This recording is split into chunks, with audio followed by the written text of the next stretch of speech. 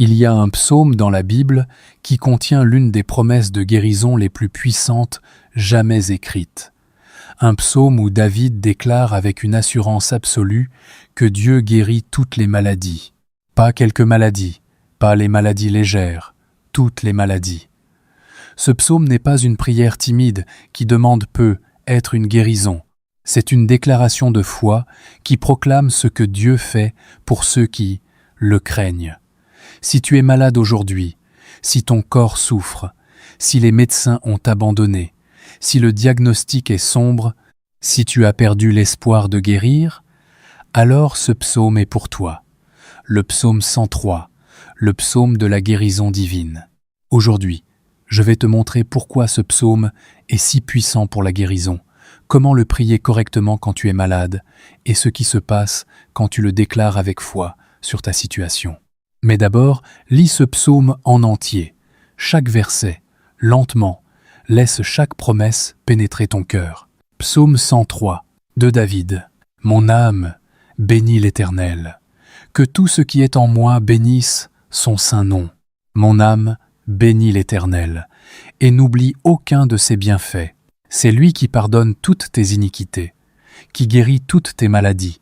C'est lui qui délivre ta vie de la fosse, qui te couronne de bonté et de miséricorde. C'est lui qui rassasie de bien ta vieillesse, qui te fait rajeunir comme l'aigle.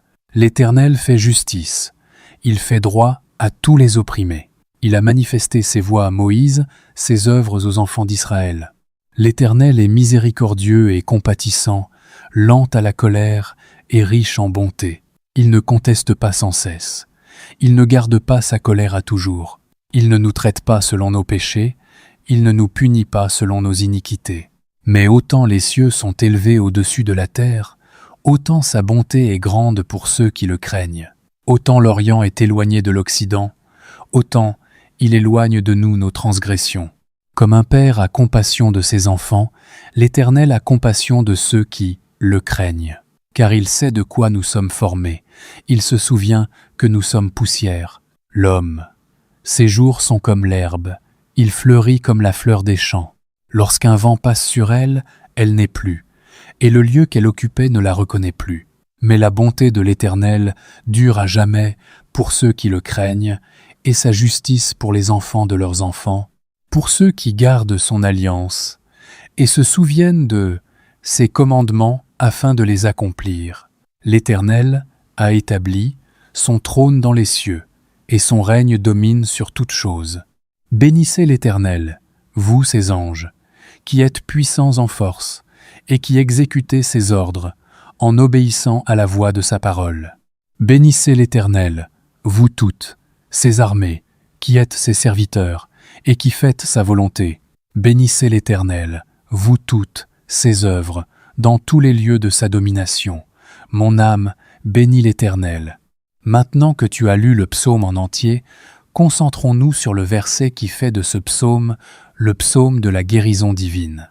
Le verset 3, c'est lui qui pardonne toutes tes iniquités, qui guérit toutes tes maladies.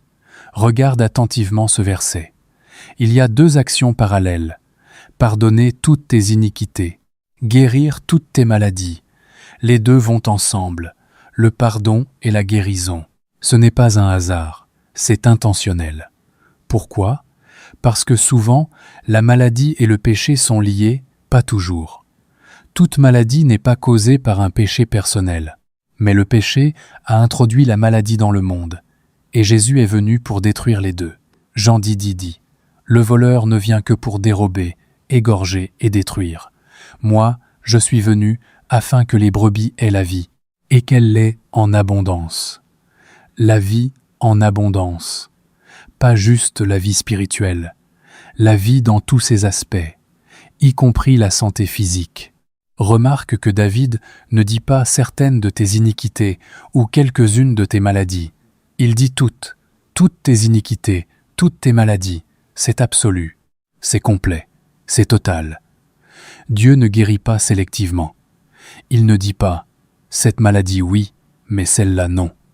Il guérit toutes les maladies, le cancer, le diabète, les maladies cardiaques, les maladies chroniques, les maladies incurables selon la médecine. Toutes. Matthieu 4, 20, 3, 2, 4 décrit le ministère de Jésus.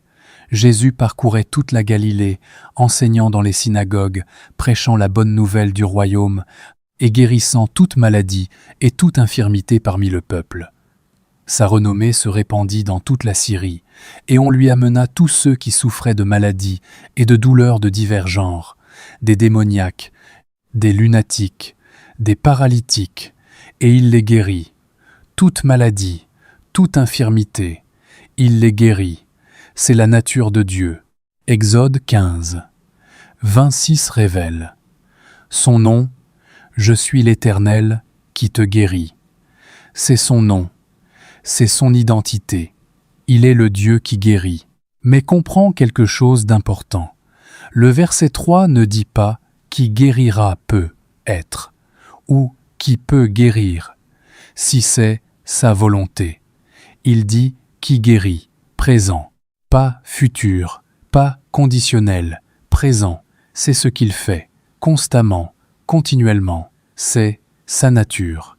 Hébreux 13 contre 8 dit « Jésus-Christ est le même hier, aujourd'hui et éternellement, le même. » Si Jésus guérissait les malades il y a 2000 ans, il guérit encore aujourd'hui, parce qu'il ne change pas.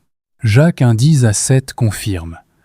Toute grâce excellente et tout don parfait descendent d'en haut, du Père des Lumières, chez lequel il n'y a ni changement, ni ombre de variation, ni changement. Le Dieu qui guérissait dans le psaume 103 est le même Dieu qui guérit en 2026. Ta maladie n'est pas nouvelle pour lui. Elle n'est pas trop difficile pour lui.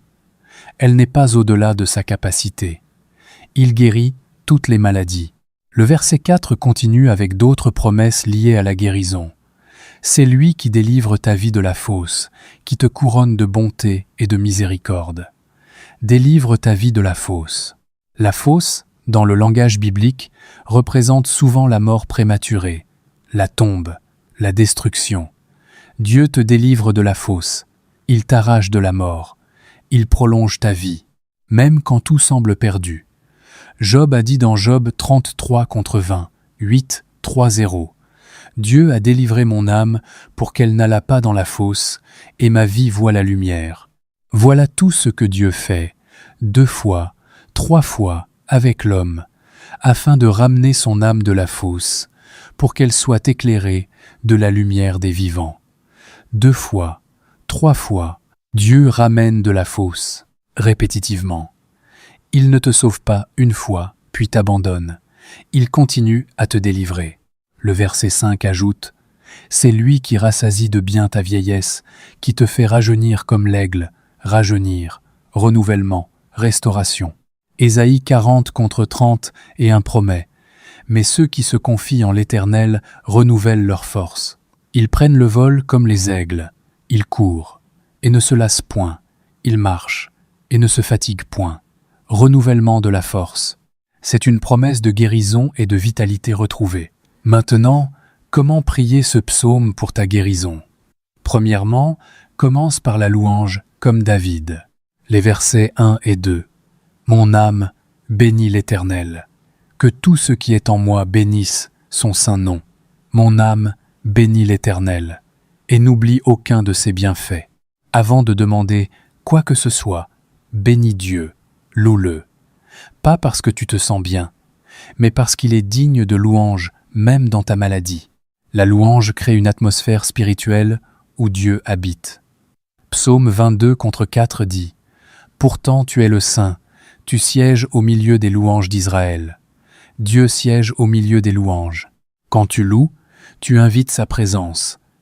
Et où sa présence est, la guérison est. » Acte 10, 38 dit que Dieu a oint du Saint-Esprit et de force Jésus de Nazareth, qui allait de lieu en lieu faisant du bien et guérissant tous ceux qui étaient sous l'empire du diable, car Dieu était avec lui. Dieu était avec lui. La présence de Dieu apporte la guérison. Deuxièmement, confesse ton péché si nécessaire. Le verset 3 lit le pardon et la guérison. Pas toute maladie n'est causée par le péché, mais certaines le sont. Jacques 5,16 dit « Confessez donc vos péchés les uns aux autres, et priez les uns pour les autres, afin que vous soyez guéris. La prière fervente du juste a une grande efficacité. Confessez vos péchés, afin que vous soyez guéris. Il y a un lien. Si tu sais qu'il y a un péché non confessé dans ta vie, confesse-le maintenant. Ne laisse aucun obstacle entre toi et ta guérison. 1 Jean 1:9 promet « Si nous confessons nos péchés, il est fidèle et juste pour nous les pardonner et pour nous purifier de toute iniquité. Il est fidèle, il pardonne, et le pardon ouvre la voie à la guérison. » Troisièmement, déclare le verset 3 sur ta situation spécifique. Ne dis pas « Dieu guérit toutes les maladies en général ». Dis « Seigneur, tu guéris ma maladie, tu guéris ce cancer, tu guéris ce diabète, tu guéris cette douleur chronique, tu guéris cette dépression, tu guéris cette maladie que les médecins ne peuvent pas identifier. Sois spécifique, nomme ta maladie et déclare la promesse de Dieu sur elle.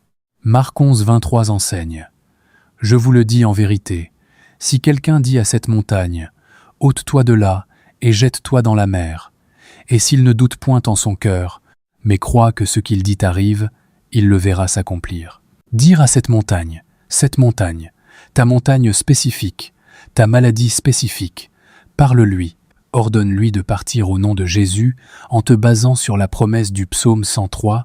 Quatrièmement, remercie Dieu pour ta guérison avant de la voir. Le verset 2 dit « N'oublie aucun de ses bienfaits. » Pourquoi ? Parce que l'ingratitude bloque la bénédiction. La gratitude active la foi. Quand tu remercies Dieu pour ta guérison avant de la voir manifestée, tu montres que tu crois qu'il l'a déjà accomplie. Marc 11:24 dit « C'est pourquoi. Je vous dis, tout ce que vous demanderez en priant, croyez que vous l'avez reçu et vous le verrez s'accomplir. Croyez que vous l'avez reçu avant de le voir.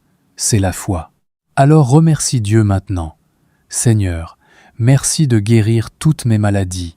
Merci de délivrer ma vie de la fosse. Merci de renouveler ma force comme l'aigle. » Cinquièmement, médite les versets 8 à 14 qui révèlent le caractère de Dieu. L'Éternel est miséricordieux et compatissant, lent à la colère et riche en bonté. Miséricordieux, compatissant, riche en bonté. Ce n'est pas un Dieu cruel qui prend plaisir à te voir souffrir. C'est un Père aimant qui a compassion de toi. Le verset 13 dit « Comme un père a compassion de ses enfants, l'Éternel a compassion de ceux qui le craignent. » Un père qui a compassion. Quand ton enfant est malade, tu ne restes pas indifférent. Tu fais tout pour le guérir. Dieu fait de même. Sa compassion le pousse à guérir. Matthieu 14:14 dit que quand Jésus vit une grande foule, il fut ému de compassion pour eux, et il guérit leurs malades. Ému de compassion, et il guérit. La compassion de Dieu est liée à sa guérison. Médite cela jusqu'à ce que ton cœur soit convaincu que Dieu veut te guérir. Sixièmement, vis dans l'obéissance pendant que tu attends ta guérison. Le verset 18 dit que les promesses de Dieu sont pour ceux qui gardent son alliance et se souviennent de ses commandements afin de les accomplir. Pour ceux qui gardent son alliance, l'obéissance maintient le flux de la bénédiction. Jean 14:20 dit « Celui qui a mes commandements et qui les garde, c'est celui qui m'aime. Et celui qui m'aime sera aimé de mon Père. Je l'aimerai et je me ferai connaître à lui. » L'obéissance active l'amour manifeste de Dieu dans ta vie. Alors pendant que tu pries pour ta guérison, marche dans l'obéissance. Pardonne ceux qui t'ont blessé, donne généreusement, sers fidèlement, vis dans la sainteté. L'obéissance accélère la manifestation de ta guérison. Septièmement, invite d'autres à prier avec toi.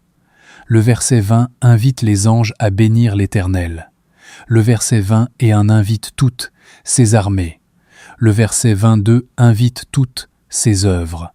David n'était pas seul dans sa louange. Il invitait toute la création à se joindre. De même, ne prie pas seul pour ta guérison. Demande à ton Église de prier, à tes amis croyants, aux anciens. Jacques 5,14 Un 5 instruit. Quelqu'un parmi vous est-il malade? Qu'il appelle les anciens de l'Église et que les anciens prient pour lui, en loignant d'huile au nom du Seigneur. La prière de la foi sauvera le malade, et le Seigneur le relèvera. Et s'il a commis des péchés, il lui sera pardonné. Appelle les anciens.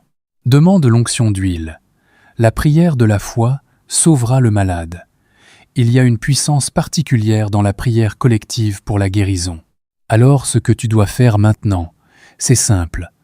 Prends le psaume 103, lis-le chaque jour, le matin en te levant, le soir avant de dormir. Déclare le verset 3 sur ta situation. Loue Dieu selon les versets 1 et 2. Médite son caractère selon les versets 8 à 14. Remerciez-le pour ta guérison selon le verset 2 et marche dans l'obéissance selon le verset 18. Fais cela avec foi et regarde comment le Dieu qui guérit toutes les maladies va manifester sa puissance dans ta vie. Si tu es malade en ce moment et que tu veux recevoir ta guérison, prie cette prière avec foi. Déclare le psaume 103 sur ta situation et crois que Dieu guérit toutes tes maladies. Éternel, mon âme te bénit, que tout ce qui est en moi bénisse ton saint nom. Je bénis ton nom même dans ma maladie, car tu es digne de louange en tout temps. Je n'oublie aucun de tes bienfaits. Tu as été fidèle dans le passé. Tu es fidèle aujourd'hui. Tu seras fidèle demain. Seigneur, ta parole dit dans le psaume 103 contre 3 que tu pardonnes toutes mes iniquités et que tu guéris toutes mes maladies. Je me tiens sur cette promesse maintenant. Si j'ai péché, je confesse mon péché devant toi. Pardonne-moi, purifie-moi et guéris-moi. Je déclare que tu guéris cette maladie dans mon corps. Nomme ta maladie spécifique. Je déclare que tu délivres ma vie de la fausse. Je déclare que tu me couronnes de bonté et de miséricorde.